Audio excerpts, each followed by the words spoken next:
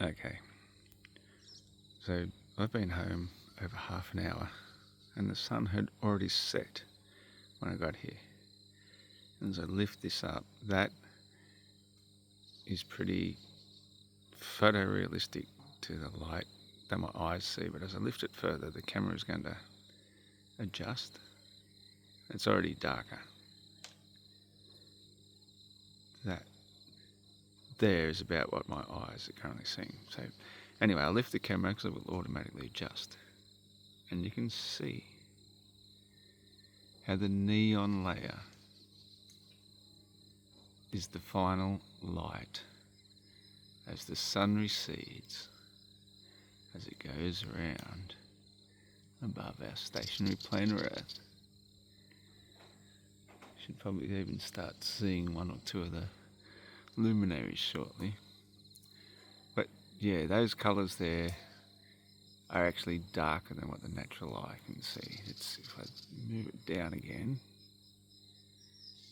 if I get all the way down and then start gradually moving up, that there is pretty much what my eyes see. So I lift the camera, it's going to adjust for best light conditions because that's what they're designed to do. And as I look up, the sky is actually beautiful blue at the moment. It's still a dark blue over those trees there. Might give a better example. It's still a natural blue. It's very getting dark, of course, and that's what the camera is adjusting for. Oh, look at that. The sun set over half an hour ago, but the camera can pick up light because it's picking up the glow of neon light, which does not cast any shadow whatsoever. Daylight only casts a hazy shadow. Look at that, the sky is not that colour to my eye whatsoever, it's quite blue. But the camera plays tricks. The camera don't know what to do with itself.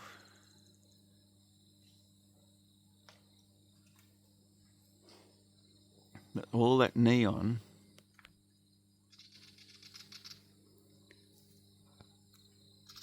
is the gas, the noble gas, that creates the brightness of daylight, creates the heat of the day. And as the heat approaches entropy,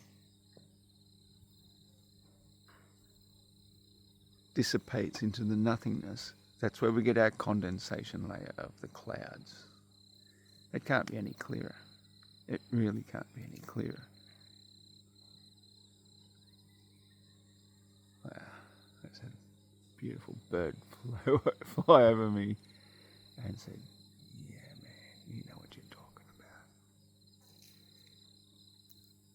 See, the neon is one of the more dense gases of our atmosphere. And that's why if there were clouds, they'd be reflecting that orange colour off the underside of them.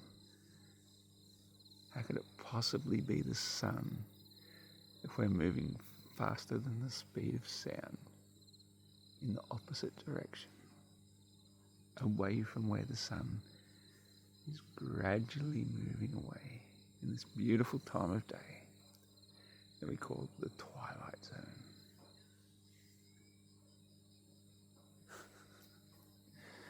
Look at that.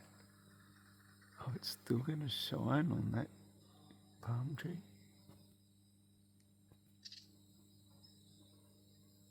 Unbelievable.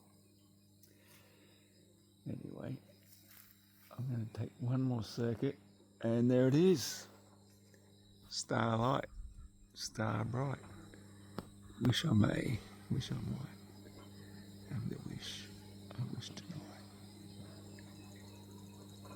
I wish globetrotters would stop being so stupid and realise how beautiful our stationary planar Earth really is. Hoo-rah.